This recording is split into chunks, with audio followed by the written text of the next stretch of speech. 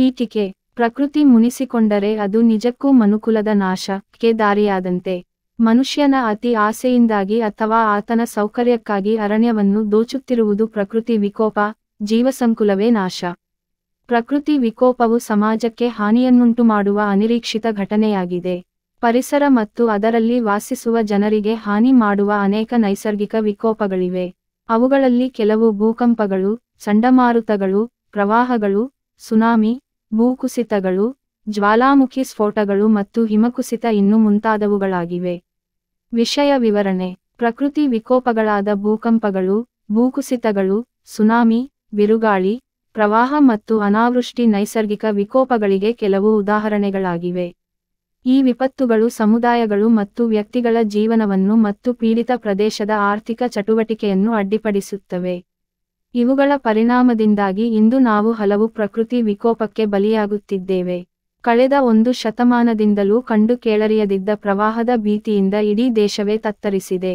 ಮಳೆಯನ್ನೇ ಕಾಣದಿದ್ದ ಪ್ರದೇಶಗಳು ದ್ವೀಪಗಳಂತಾಗಿವೆ. ಒಣಗಿ ಬರಡಾಗಿದ್ದ ಭೂಮಿ ನಿಂತ ನೀರಿನ ಹೊಂಡವಾಗಿದೆ.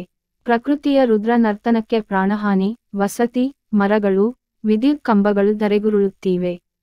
ಪ್ರಕೃತಿ ವಿಕೋಪದ ಪ್ರಕಾರಗಳು. ನೆಲದಿಂದ, ಹಿಮಕುಸಿತ, ಭೂಕಂಪ, ಲಹರ್ಭೂ ಕುಸಿತ, ಜ್ವಾಲಾಮುಖಿ, ನೀರಿನಿಂದ, ಪ್ರವಾಹ, ಮೇಘಸ್ಫೋಟ, ಸುನಾಮಿ, ಅತಿವೃಷ್ಟಿ, ಅನಾವೃಷ್ಟಿ, ಬರಗಾಲ, ಹವಾಮಾನ, ಹಿಮ ಸುಂಟರಗಾಳಿ, ಮಂಜುಗೆಡ್ಡೆ ಮಳೆ, ಚಂಡಮಾರುತ, ಬೆಂಕಿ, ಕಾಡ್ಗಿಚ್ಚು, ರೋಗ, ಸಾಂಕ್ರಾಮಿಕ ರೋಗ, ಬಾಹ್ಯಾಕಾಶ, ದೊಡ್ಡ ಉಲ್ಕಾಪಾತ, ಸೌರಜ್ವಾಲೆ. ಪ್ರಕೃತಿ ವಿಕೋಪಗಳು. ಸುನಾಮಿ. ಸಾಗರಗಳು ಮತ್ತು ಸಮುದ್ರಗಳಲ್ಲಿ ಅತಿ ಎತ್ತರದ ಅಲೆಗಳು ಉತ್ಪತ್ತಿಯಾಗುತ್ತವೆ. ಇದಲ್ಲದೆ, ನೆಲದ ಸ್ಥಳಾಂತರವು ಈ ಹೆಚ್ಚಿನ ಅಲೆಗಳನ್ನು ಉಂಟುಮಾಡುತ್ತದೆ. ಸುನಾಮಿ ತೀರದ ಬಳಿ ಸಂಭವಿಸಿದರೆ ಪ್ರವಾಹಕ್ಕೆ ಕಾರಣವಾಗಬಹುದು. ಸುನಾಮಿಯು ಬಹು ಅಲೆಗಳನ್ನು ಒಳಗೊಂಡಿರುತ್ತದೆ. ಈ ಅಲೆಗಳು ಹೆಚ್ಚಿನ ಪ್ರವಾಹವನ್ನು ಹೊಂದಿವೆ. ಹಾಗೆ ಅತಿ ಹೆಚ್ಚು ಅಪಾಯಕಾರಿಯಾಗಿದೆ. ಇದು ಕೆಲವೇ ನಿಮಿಷಗಳಲ್ಲಿ ಕರಾವಳಿಯನ್ನು ತಲುಪುತ್ತದೆ. ಕಾಡ್ಗಿಚ್ಚು. ಅರಣ್ಯಗಳಲ್ಲಿ ನೈಸರ್ಗಿಕವಾಗಿ ಅಥವಾ ಮಾನವ ಚಟುವಟಿಕೆಯಿಂದ ಹರಡುವ ಬೆಂಕಿಯೇ ಕಾಡ್ಗಿಚ್ಚು. ಇದರ ಮೂಲಗಳೆಂದರೆ ಮಿಂಚು, ಸಿಡಿಲು, ಅರಣ್ಯನಾಶ, ಇನ್ನೂ ಹಲವಾರು ರೀತಿಯಿಂದ ಕಾಡ್ಗಿಚ್ಚು ಉಂಟಾಗುತ್ತದೆ. ಭೂಕುಸಿತಗಳು. ಭೂಕುಸಿತಗಳು ಬಂಡೆಗಳ ದೊಡ್ಡ ಬಂಡೆಗಳು ಅಥವಾ ಶಿಲಾಖಂಡರಾಶಿಗಳನ್ನು ಇಳಿಜಾರಿನಲ್ಲಿ ಚಲಿಸುವುದು. ಪರಿಣಾಮವಾಗಿ, ಪರ್ವತಗಳು ಮತ್ತು ಗುಡ್ಡಗಾಡು ಪ್ರದೇಶಗಳಲ್ಲಿ ಭೂಕುಸಿತಗಳು ಸಂಭವಿಸುತ್ತವೆ. ಇದಲ್ಲದೆ, ಭೂಕುಸಿತಗಳು ಮಾನವ ನಿರ್ಮಿತ ವಸ್ತುಗಳಿಗೆ ಅನೇಕ ರೀತಿಯಲ್ಲಿ ನಾಶವನ್ನು ಉಂಟುಮಾಡಬಹುದು. ಹಿಮಕುಸಿತಗಳು.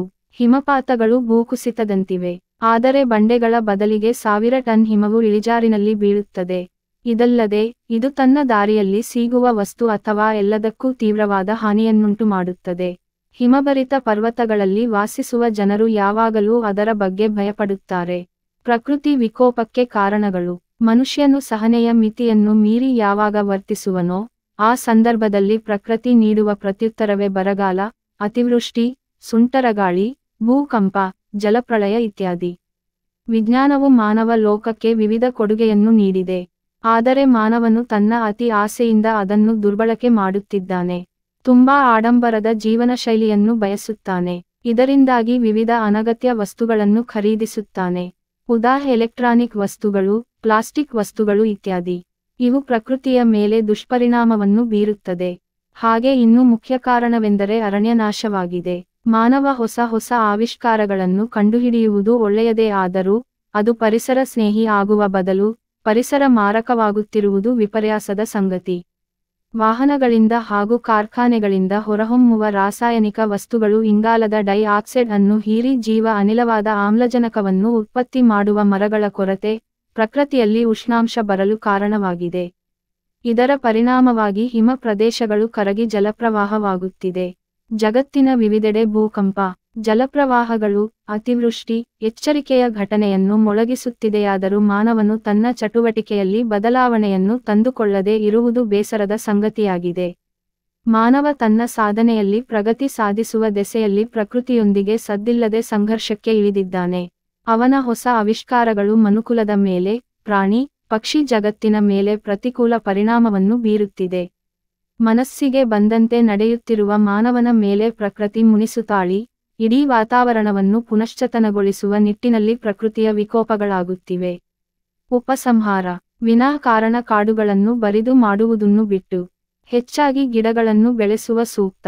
ಮುಚ್ಚಿಹೋಗುತ್ತಿರುವ ಕೆರೆಗಳ ಅಭಿವೃದ್ಧಿ, ಮಳೆ ನೀರು ಕೆರೆಗಳನ್ನು ತಲುಪುವಂತ ವ್ಯವಸ್ಥೆ.